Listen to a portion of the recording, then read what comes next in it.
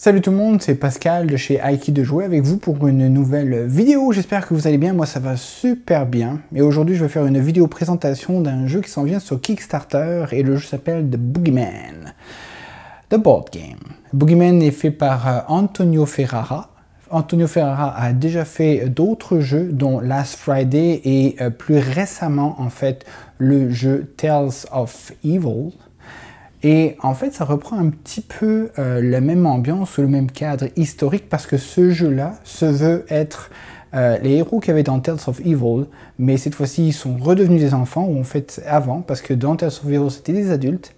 Ils avaient créé une société d'enquête contre les choses paranormales. Cette fois-ci, ce sont eux, quand ils étaient enfants, et ils vont essayer de se battre contre le Boogeyman pour essayer de résoudre des énigmes et s'en sortir vivants de leur nuit de cauchemar. Alors le Boogeyman en soi, il y a plusieurs façons de l'appeler. Au Canada, on l'appelle le bonhomme 7 heures. En France, on l'appelle le croque-mitaine. Mais en anglais, on appelle ça le Boogeyman. Et le Boogeyman, c'est quoi? C'est ce personnage, en fait, qui vient de l'imagination des enfants et qui est utilisé, en fait, aussi pour effrayer les enfants, dépendamment de l'imagination de chacun d'eux. Donc, il n'a pas vraiment de force. On ne sait pas vraiment comment il s'appelle, même si on l'appelle le Boogeyman, ou le bonhomme 7 heures, croque-mitaine. Et il a la forme que vous voulez, il apparaît quand vous voulez. À partir du moment où vous avez l'imagination fertile et que vous avez peur, il apparaîtra pour vous hanter la nuit. Donc, le but de ce jeu-là, en fait, c'est... il y a plusieurs modes. Déjà, en partant, il y a le mode où on peut jouer en coopération, on peut jouer aussi en solo, on peut jouer en semi-coopératif, et le dernier mode, c'est compétitif. Donc, dans le mode en solo, vous allez contrôler un des enfants, un ou plusieurs enfants, et vous allez jouer contre le jeu, et le Boogeyman et la babysitter vont être contrôlés par le jeu. En mode coopératif, vous jouez à plusieurs joueurs, donc vous contrôlez chacun un enfant, et toujours le Boogeyman et la babysitter sont connectés et utilisés en fait par le jeu lui-même. En semi-coopératif, vous jouez encore, chacun joueur prend un enfant, mais à partir du moment où il y a un enfant qui va tomber dans les vapes, on va dire, il prendra le contrôle du Boogeyman, et donc ce sera ce joueur-là qui jouera le Boogeyman pour le reste de la partie. Et le jeu compétitif, on va dire, c'est un joueur prend le Boogeyman depuis le début du jeu et joue contre les autres joueurs qui jouent chacun un enfant. Et c'est ce joueur-là qui contrôle le Boogeyman du début jusqu'à la fin et doit empêcher les autres joueurs d'accomplir leur objectif. Objectifs, quels sont-ils? En fait, vous prenez dans une énorme maison où il y a à peu près 25 pièces et vous allez devoir faire des recherches dans chacune de ces pièces-là pour essayer de trouver les morceaux d'une catégorie de couleurs, et à partir du moment où vous avez réussi à retrouver les morceaux d'une certaine catégorie de couleurs, vous aurez la possibilité de pouvoir déclencher l'événement final, et l'événement final servira en fait à combattre le Boogeyman, on va dire, pour se débarrasser définitivement de lui. Alors au début du jeu, vous allez choisir un de vos personnages, vous allez prendre la figurine qui le représente. Vous allez aussi prendre ces cartes qui le représentent lui aussi. En fait, ce sont des cartes qui servent à savoir dans quel état il est. Et dépendamment de ce qui va se passer dans le jeu, vous allez passer d'un état calme à un état effrayé jusqu'à un état terrifié. Et à partir du moment où vous pouvez plus passer en fait d'un état terrifié à autre chose, vous tombez dans les vapes. Et c'est à ce moment-là qu'un joueur ne pourra plus jouer temporairement jusqu'à ce qu'un autre enfant vienne le relever. Et comme ça, il pourra recommencer à jouer dans la partie. À partir du moment où tous les enfants seront tombés dans les vapes tout d'un coup, en fait, jusqu'à ce qu'il n'y ait plus un seul joueur debout, la partie sera perdue. Chaque joueur va prendre un objectif personnel qu'il n'a pas le droit de révéler aux autres joueurs, et ces objectifs personnels vont être révélés vers la fin. Et c'est seulement à la fin qu'on va pouvoir regarder les effets qui vont se déclencher pour la phase finale. Vous avez aussi, tout le monde commence avec 3 jetons de bonbons. Ces jetons de bonbons vont servir entre autres à monter de 1 ou diminuer de 1 le résultat de votre lancer de dés, parce qu'il va y avoir souvent des lancers de dés à faire dans ce jeu pour résoudre des situations. Plus vous vous faites effrayer, plus vous êtes sensible et vous êtes effrayé, moins vous aurez la possibilité d'avoir de bonbons dans vos mains, et vous aurez aussi moins de possibilités en fait de faire l'habilité que chacun des personnages a, qui est unique pour chacun d'eux en fait. Autre chose à savoir, dans chacune des pièces, vous allez devoir donc chercher au travers de toutes ces pièces pour trouver les items ou les objets qui servent à déclencher la phase finale du jeu. Et à chaque fois que vous allez dans une pièce, vous faites une recherche. Vous allez avoir plusieurs piles de cette façon-là. Au début, toutes les pièces sont allumées. Avec le temps, le boogeyman pourrait se déplacer et éteindre les lumières dans chacune de ces pièces-là.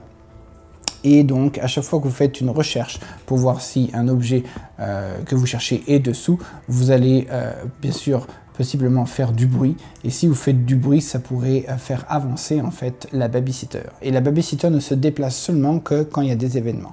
Donc, étrangement, en fait, la babysitter va se déplacer vers là où il y a du bruit quand vous faites une recherche dans une pièce, ou sinon, si elle est possédée par le boogeyman, ce qui pourrait arriver aussi, c'est le boogeyman qui va la déplacer en allant en direction d'un autre enfant. Et à partir du moment où la babysitter ou le boogeyman se retrouve dans la même pièce qu'un enfant, une carte de boogeyman va pouvoir être déclenchée, et où une carte de babysitter en fait va devoir être déclenchée, et il faudra résoudre en fait la situation qu'il y a écrit dessus, tout simplement. Autre chose, nous avons aussi ici différentes pièces qui vont en fait servir à déterminer où sera le boogeyman à la fin quand ce sera son tour, parce qu'à chaque tour en fait tous les enfants vont jouer et ce sera au boogeyman de jouer, et la babysitter se déplace pendant que les enfants jouent, dépendamment des déclenchements de bruit qu'il pourrait y avoir. Donc au début on va pouvoir identifier dans quelle pièce il va apparaître, et au fur et à mesure du temps il va se déplacer comme ça, et si malencontreusement à un moment donné il apparaît dans une pièce où un enfant est là, et ben vous serez obligé d'arrêter de jouer, comme si en fait vous arrivez aussi dans une pièce avec la babysitter, votre tour sera terminé, vous devrez jouer une carte qui correspond soit à la babysitter ou soit au boogeyman, et vous devrez aussi monter ici le niveau de stress général, dépendamment si c'était la babysitter ou si c'était le boogeyman que vous avez rencontré pendant vos phases d'action.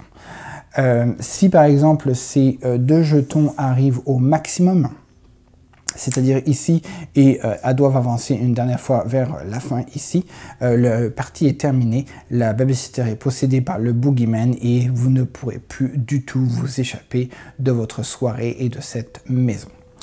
Parmi les pièces, rien de spécial au niveau des pièces en soi ou des différentes chambres, sauf qu'il y a deux endroits qui sont un peu spéciaux. On a la chambre secrète ici, qui est accessible seulement si vous avez découvert parmi tous ces jetons la trappe. Donc il y aura une trappe qui est dissimulée quelque part ici. À partir du moment où cette trappe est retrouvée, vous pourrez vous déplacer de la trappe vers la pièce secrète et vice versa sans problème par le moyen de vos actions, par le biais de vos actions. L'autre pièce en fait c'est ici, c'est le grenier. Le grenier est accessible seulement si vous avez trouvé la clé squelette ou le skeleton key, qui est elle aussi mélangée parmi tous les tokens et parmi donc toutes les pièces que vous devez visiter. Une fois que vous aurez trouvé la clé, vous aurez accès directement au grenier pour aller fouiller et voir si, par exemple, un des objets qui sert à déclencher la phase finale serait, par exemple, dans cette pièce-là. Il est possible des fois que vous soyez obligé de mettre un cadenas, en fait, sur une pile d'objets qui se retrouvent dans une pièce. À partir du moment où le cadenas est sur le dessus, vous ne pouvez pas fouiller et ce qu'il y a dessous, parce que c'est toujours sur le dessus qu'on fouille en premier et on descend comme ça le niveau. On commence toujours avec trois tokens. Et donc, pour pouvoir briser, en fait, ou ouvrir le cadenas, il faudra dépenser une action en jouant une carte. Les cartes, ce sont celles que vous aurez, en fait, trouvées parmi les nombreux objets que vous pourriez trouver dans les différentes pièces que vous cherchez. Soit aussi, donc, en fait, c'est dépenser une carte pour pouvoir débloquer le cadenas, ou vous pouvez essayer de le briser. Dans ces cas, si vous le brisez, vous allez faire du bruit et ça va attirer la babysitter vers vous, ce qui serait une chose à éviter en soi. En gros, il faut essayer toujours d'être le plus loin possible du boogeyman ou de la babysitter, et eux vont toujours essayer de vous approcher et de se rapprocher des différents joueurs pour essayer de les empêcher en fait d'arriver à leur objectif, qui est récupérer tous les objets nécessaires pour le déclenchement de la phase finale. La phase finale en soi se déclenche par le biais d'une bande dessinée, donc vous aurez plusieurs fins possibles. Donc à peu près 3 fins, je pense, seront possibles, dépendamment de celle qui aura été choisie. Donc à partir du moment où vous avez ça, vous aurez la possibilité de vous rencontrer dans une pièce qui aura été sélectionnée au hasard. C'est dans cette pièce-là que vous irez déposer les objets que vous aurez trouvés pour déclencher la phase finale. Ensuite, vous ouvrirez cette bande dessinée à la phase finale qui aura été choisie, la 1, la 2, la 3. Vous résolvez les différentes phases en regardant la bande dessinée et en lançant les dés, et dépendamment des résultats, vous avez les choix qui s'opposent à vous. Et au final, possiblement que vous aurez réussi à vous débarrasser du boogeyman ou de la babysitter ou tout en même temps, et donc d'avoir une fin peut-être heureuse en soi. Donc voilà. Vous avez différents types de cartes. Donc vous avez ici les Nightmares. Les cartes Nightmare en soi, c'est qu'à chaque fois qu'il y a un enfant qui tombe dans les vapes, il va devoir tirer une carte Nightmare, et cette carte Nightmare va donc être nuisible à tous les joueurs en même temps, et ce qui est écrit sur les cartes va être effectif tant que le joueur ou l'enfant n'aura pas été relevé ou réveillé par un autre enfant. Donc à partir du moment où cet enfant-là est debout, vous aurez la capacité d'enlever la carte Nightmare qui impactait tout le monde, en fait, tous les joueurs, et on retourne à la normale. Vous avez aussi différents événements ici qui pourraient se déclencher, donc différentes cartes d'événements, bon, c'est un work in progress bien évidemment, donc vous avez différents événements qui pourraient se déclencher dépendamment en fait du niveau de stress ici, qui pourrait donc augmenter à chaque fois qu'on arrive sur un passage avec une carte qui est indiquée ici. Il faudra tirer une carte comme celle-ci et donc résoudre son effet. Vous avez différentes cartes dépendamment de si la lumière dans la pièce où vous êtes est allumée ou si elle est éteinte. Donc celle-ci c'est pour les pièces éteintes, celle-ci c'est pour les pièces qui sont allumées. Et vous avez aussi les événements ici qui se déclencheront pareillement directement quand le boogeyman va se déplacer de pièce en pièce quand ce sera son tour, et à partir du moment où il va arriver sur la numéro 5 par exemple, il faudra jouer une carte événement comme celle-ci et donc essayer de résoudre ou subir les conséquences de la carte. Bien évidemment, je tiens à préciser que tout ceci est un prototype, ce n'est rien de final. Donc ne vous fiez pas à ce que vous voyez ici, le tout sera révélé pendant le Kickstarter. Vous aurez la possibilité de voir que tout ça ce sont des miniatures et non pas des petits jetons de carton, ou on appelle ça des standees. Vous aurez aussi, tous ces jetons seront bien sûr avec un fini autre que celui-ci. Donc c'est tout pour cette vidéo, j'espère que ça vous a plu. Si c'est le cas, vous savez exactement quoi faire. Faites un pouce, vous abonnez et vous faites la cloche. J'espère que je vous aura plu. Moi, je le trouve très intéressant, très effrayant. Il y a énormément de diversité et de variété en fait dans toutes les cartes que vous avez là. Donc à chaque fois que vous rejouerez à ce jeu, c'est fort possible que vous n'arriviez pas face aux mêmes événements. Il y a différentes fins aussi, dépendamment des objets que vous allez pouvoir trouver qui seront nécessaires à déclencher la phase finale. Et la phase finale pourrait être différente à chaque fois que vous allez jouer. Bien sûr, il y aura sûrement des stretch goals qui vont pouvoir augmenter considérablement la qualité de vie de ce jeu-là, que ce soit au niveau du gameplay ou au niveau des composants. Donc voilà, c'est tout. Je vous laisse avec 2 autres vidéos de ma chaîne qui apparaissent sur l'écran à ce moment-là. C'est juste pour passer le temps si vous vous ennuyez.